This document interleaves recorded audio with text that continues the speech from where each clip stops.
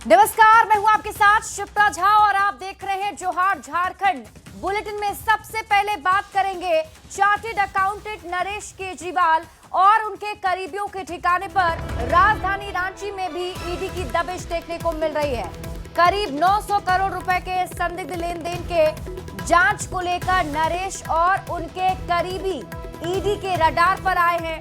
केंद्रीय जांच agency ED की ओर से FEMA की धारा 37 के तहत बड़ी कार्रवाई की जा रही है। चार्टर्ड अकाउंटेंट नरेश केजरीवाल के संदिग्ध हवाला ऑपरेटर के होने पर यह कार्रवाई की जा रही है। ईडी की यह दबिश रांची, मुंबई और सूरत के साथ साथ कोलकाता में भी जारी है। आपको बता दें कि बीते दिनों आयकर विभाग की जांच में यह बात सामने आई थी कि केजरीवाल UAE, नाइजीरिया और अमेरिका में कई अघोषित विदेशी शेल कंपनियों को नियंत्रित कर रहे थे, जिनका संचालन असल में भारत से ही किया जा रहा था। इन विदेशी शेल संस्थाओं में 900 करोड़ रुपए से अधिक की अवैध रिजर्व राशि जमा की गई थी। और इस खबर पर अधिक जानकारी दे रहे हैं न्यूज 18 संवाददाता ओम प्रकाश।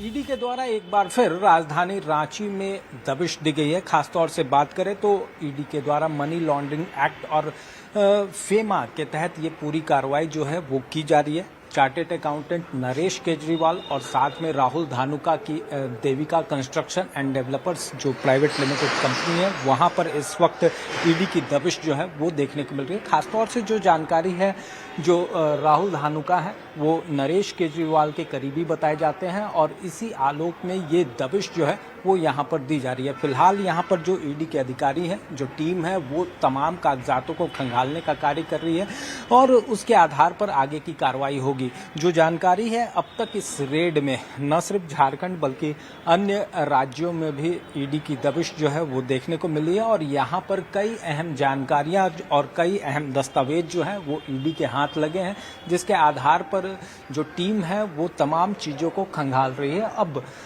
बता दें कि इस पूरे मामले में जो जांच की जाएगी और जिस तरह से जो तथ्य आएंगे उसके आधार पर ईडी की दबिश आने वाले दिनों में और भी बढ़ती हुई नजर आएगी। बता दें कि इनके द्वारा न सिर्फ भारत के में बल्कि UAE, अमेरिका सहित कई देशों में इनके संबंध है और यहाँ से पैसे जो हैं फॉरेन एक्सचेंज मैनेजमेंट के माध्यम से बाहर भी गए हैं, जिसमें कि हवाला का भी इस्तेमाल हुआ है। इन तमाम चीज़ों को लेकर तमाम तथ्यों को खंगाला जा रहा है। अब देखना होगा कि किस तरह से इस पूरे कार्रवाई के बाद ईडी को अहम जानकारियां मिलती हैं और कौन कौन से लोग ईडी के रडार पर आते हैं।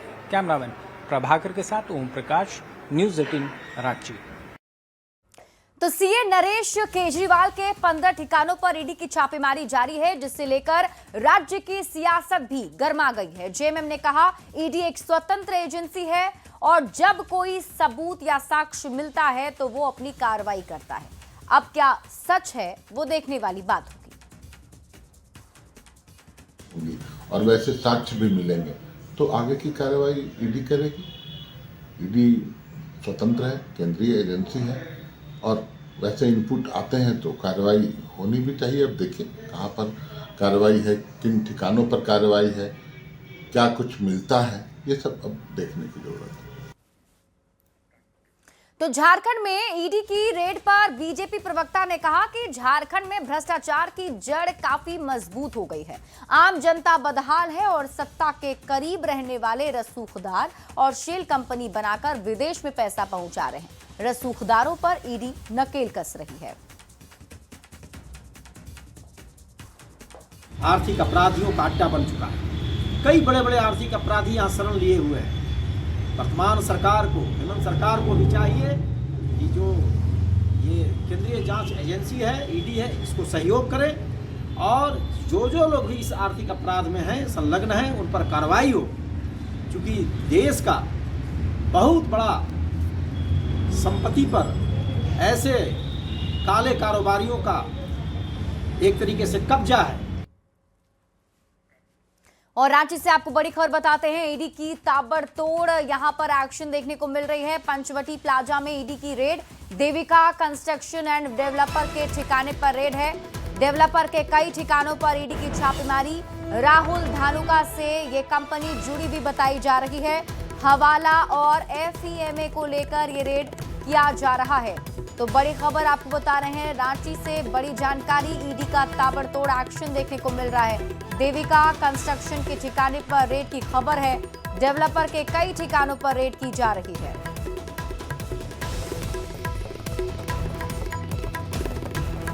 और गुमला से आपको बड़ी खबर बताते हैं, जहां ब्राउन शुगर के साथ तस्कर गिरफ्तार किया गया है। 4 लाख का ब्राउन शुगर भी जब्त किया गया। महिला तस्कर सहित 4 लोग गिरफ्तार की गई है। 85 ग्राम ब्राउन शुगर, 4 मोबाइल जब्त हुआ है। छत्तीसगढ़ की रहने वाली महिला तस्कर बताई जा रही है और पलामू से गुमला के लिए ये सभी जा रहे थे। जानकारी के मुताबिक ब्राउन शुगर को पलामू से गुमला बेचने के लिए सभी जा रहे थे। हुए हैं वो शिव कुमार साहू हैं, रोजामंद अंसारी है, दीपक चेक बड़ाइका और एक वर्षा रानी है। और उनके पास से ब्राउन शुगर 85 ग्राम और 4 पीस मोबाइल और कुछ नकदी 6100 रुपये प्राप्त हुए। एक आर्टिगा कार जिसका इस्तेमाल ट्रांसपोर्टिंग के लिए किया जा रहा था। उन लोग के पास इस संबंध में किसी तरह कोई वैध कागजात नहीं था, क्योंकि एक संज्ञेय अपराध की श्रेणी में आता है। और आज हम लोग उन सभी को जुडिशियल कस्टडी में आज अग्रसारित कर रहे हैं। और अब बात अगली खबर ही करेंगे। झारखंड में 5 दिसंबर से 11 दिसंबर तक विधानसभा का शीतकालीन सत्र जारी रहेगा। सत्र को लेकर विपक्ष जहां मुद्दों के सहारे घेरने की कोशिश करेगा, तो वहीं सत्ता पक्ष भी जवाब के सहारे अपनी मुकम्मल तैयारियों का दावा कर रहा है। विपक्ष की ओर से शीतकालीन सत्र में इस बार कई नए मुद्दे होंगे, जिन्हें सदन के अंदर और बाहर उठाने की कोशिश होगी।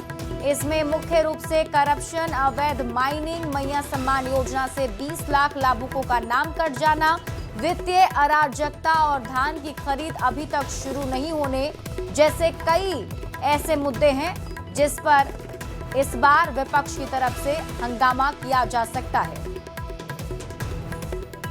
नहीं है कि मुख्यमंत्री जी ने तय कर दिया वही सब कुछ होता है। विधायक दल की बैठक होने दीजिए, नेता प्रतिपक्ष की अध्यक्षता में होगा, उसके बाद जितने मुद्दे हैं उन पर चर्चा होगी। लेकिन जो बड़े मुद्दे लग रहे हैं वो इलीगल माइनिंग अभी भी जारी है, भ्रष्टाचार ने संस्थागत रूप ले लिया, मैया सम्मान योजना से 20 लाख लोगों का नाम काट दिया गया, और अभी धान की जो खरीद है वो शुरू हो जानी चाहिए थी, क्रय केंद्रों की घोषणा नहीं हुई, बिचौलिए हावी हो गए हैं सिस्टम में, महिला उत्पीड़न की संख्या लगातार बढ़ती जा रही है। हम खुद तैयार बैठे हैं विपक्ष को घेरने के लिए। विपक्ष के साथ सामने बहुत सारे मुद्दे हैं जो हम उनके सामने रख सकते हैं। SIR का मुद्दा हो, हमारे पैसे का मुद्दा हो, केंद्रांश रोके जाने का मुद्दा हो, और अन्य योजनाओं में जो सौतेला व्यवहार किया जा रहा है वो मुद्दे हो, सरना धर्म कोड हो, पिछड़ों का आरक्षण हो। तो इन तमाम मुद्दों पर विपक्षी पार्टियां घिर जाएंगी और वो काम हम करेंगे। तैयारी मुकम्मल है। 5 दिसंबर से झारखंड में शीतकालीन सत्र की शुरुआत होने जा रही है। सत्र को लेकर सभी पार्टी अपने विधायकों के साथ बैठक में जुट गई है। झारखंड कांग्रेस 4 दिसंबर को अपने विधायकों के साथ बैठक कर एजेंडा तय करेगी। मंत्री दीपिका पांडेय सिंह ने कहा कि शीतकालीन सत्र महत्वपूर्ण होगा। ये मौका होगा कि सभी अपने विधानसभा क्षेत्र की बात सदन तक पहुंचाए। महत्वपूर्ण है जो विधायी कार्य, अन्य जो चाहे वो अनुपूरक बजट हो या विधेयक हो, ये सब तमाम चीज़ें हैं। लेकिन ये एक मौका भी होता है कि जब विपक्ष हो या पक्ष के हमारे विधायक हैं, वो अपने क्षेत्रों की बात को लेकर, राज्य के हित की बातों को लेकर के अपनी बात उठा सकते हैं। तो यह सत्र भी बहुत महत्वपूर्ण होने वाला है और मुझे लगता है रोचक भी होगा। राज्यसभा सांसद महुआ माझी ने सदन में एजेंडों पर चर्चा नहीं होने को लेकर सत्ता पक्ष पर निशाना साधा और कहा कि सत्ता पक्ष के लोग ही नहीं चाहते कि सदन चले, इसीलिए वो लोग एजेंडों पर चर्चा ही नहीं करते हैं। तो बड़ी खबर आपको बता रहे हैं, महुआ माझी की तरफ से ये बड़ा बयान दिया गया। उन्होंने कहा कि सरकार खुद ही नहीं चाहती कि सदन चले, वो खुद सदन का समय बर्बाद करना चाहते हैं और यही वजह है कि एजेंडों पर बात नहीं की जा रही है।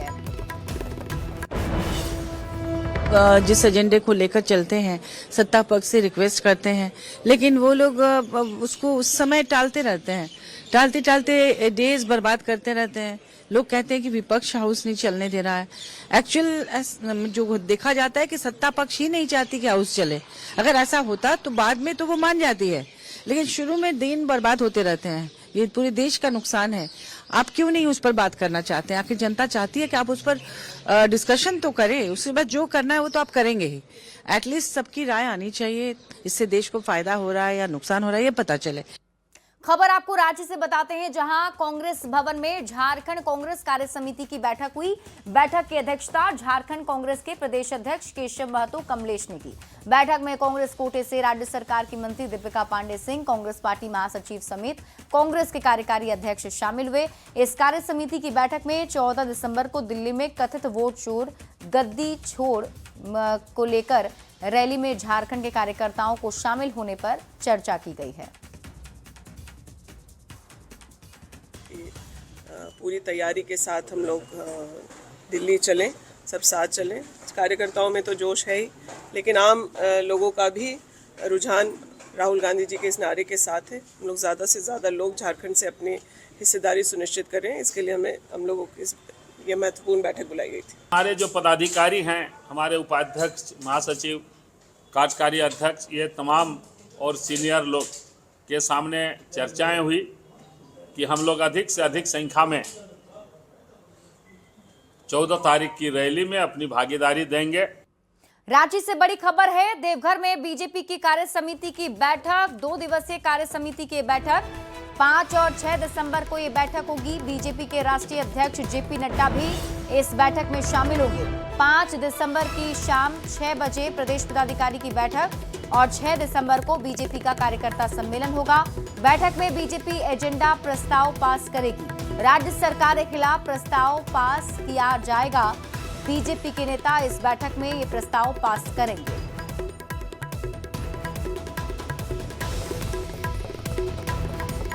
तो बीजेपी की 2 दिवसीय बैठक को लेकर सियासत भी काफी तेज हो गई है। बैठक को लेकर बीजेपी में उत्साह दिख रहा है, तो वहीं जेएमएम ने बैठक को लेकर बीजेपी पर निशाना साधा है।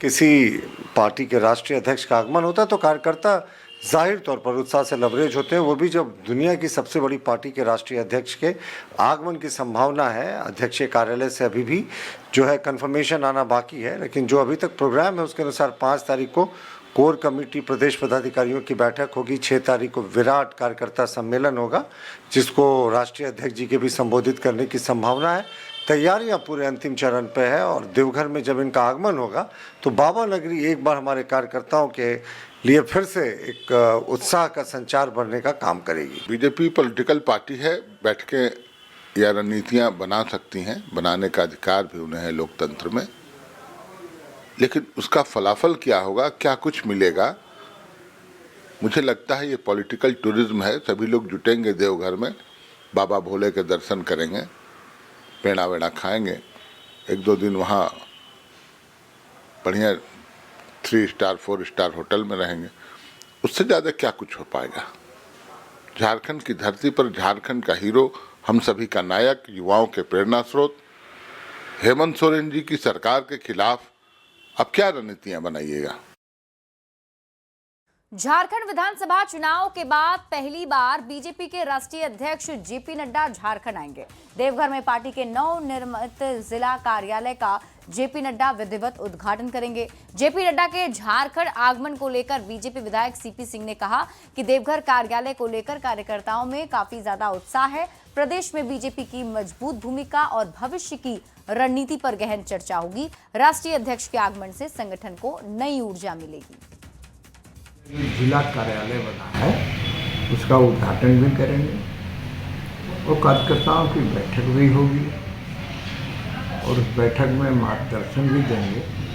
तो पार्टी का कार्यक्रम तो अनवरत चलता रहता, कभी बैठता नहीं है, कभी रुकता नहीं है, प्रत्येक दिन कोई ना कोई कार्यक्रम होता है। तो राष्ट्रीय अध्यक्ष भी आ रहे हैं, तो स्वाभाविक है कार्यकर्ताओं में उत्साह है और उनका मार्गदर्शन से कार्यकर्ताओं को लाभ होगा।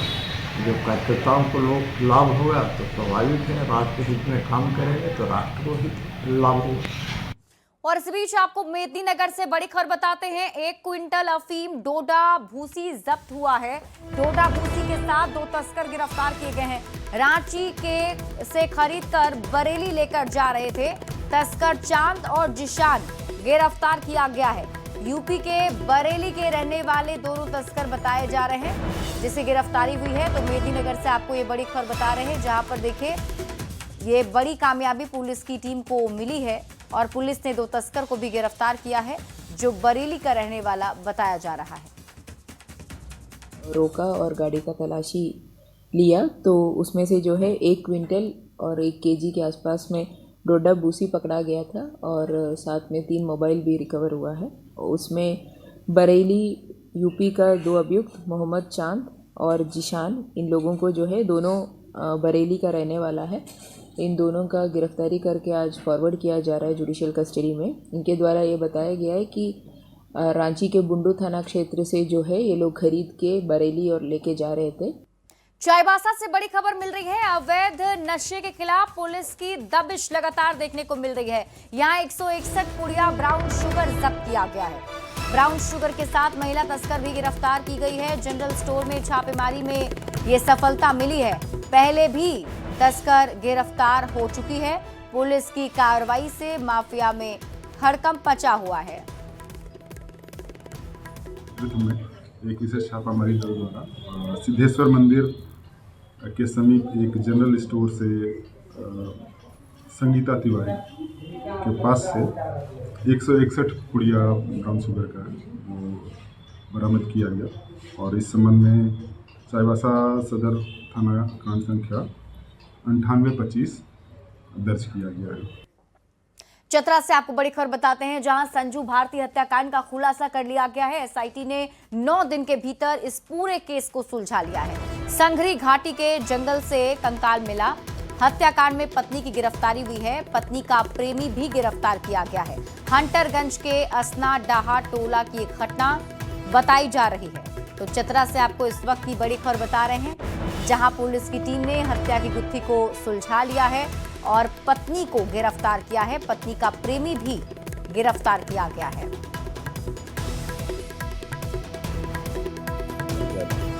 उनके द्वारा बताया गया कि उनके भाई हैं संजू भारती, जिनका अपहरण कर लिया गया। कांड में जो नेम्ड जिन व्यक्तियों को किया गया तो उनसे पूछताछ की गई, जिसमें अपहरित व्यक्ति की पत्नी शामिल थी। उनसे जब कड़ाई से पूछताछ किया तब उन्होंने कन्फेस किया था कि उनके पति को एक व्यक्ति द्वारा अपहरण कर लिया गया है और उन्होंने यह भी बताया कि उस जिस व्यक्ति द्वारा अपहरण किया गया है उनसे उनका कुछ प्रेम प्रसंग का मामला भी चल रहा।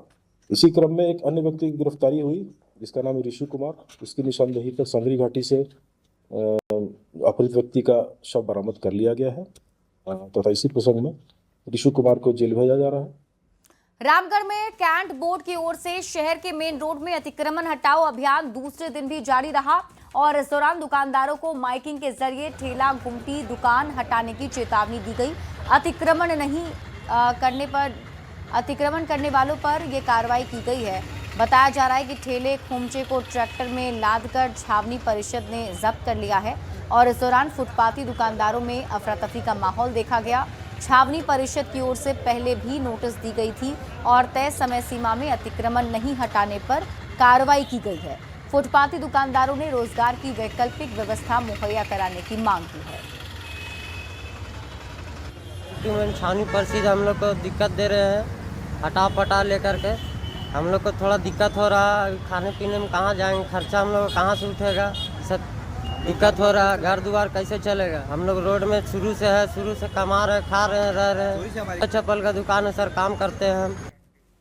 देवघर के सत्संग आश्रम के बाहर अतिक्रमण हटाने को लेकर विशेष अभियान चलाया गया और इस अभियान के तहत आश्रम के आसपास बने सभी अस्थायी दुकानों को हटाया गया है। मौके पर नगर निगम के नगर प्रबंधक ने बताया कि पूर्व में भी सभी लोगों को चेतावनी दी गई थी, जिसके बाद ये कार्रवाई की गई है। डीसी और नगर आयुक्त के आदेश के बाद सत्संग आश्रम के आसपास बने सभी अस्थायी दुकानों को हटाया गया और दुकानदारों को हिदायत दी गई कि अगर आगे भी दुकान लगाते हैं तो इन पर कार्रवाई की जाएगी और फाइन भी लगाया जाएगा।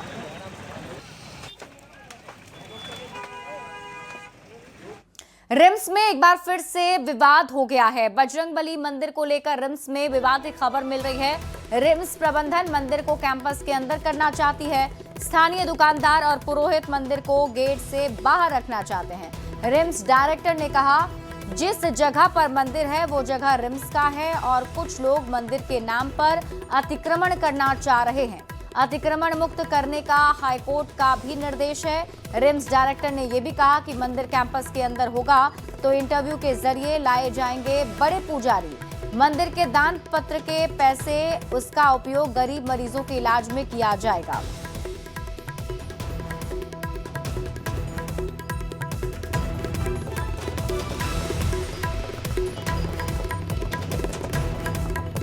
तो झारखंड के सबसे बड़े अस्पताल रिम्स में अब एमआरआई की व्यवस्था शुरू होने वाली है। रिम्स कैंपस के क्षेत्रीय नेत्र संस्थान बिल्डिंग के बेसमेंट में एमआरआई की व्यवस्था शुरू होने वाली है।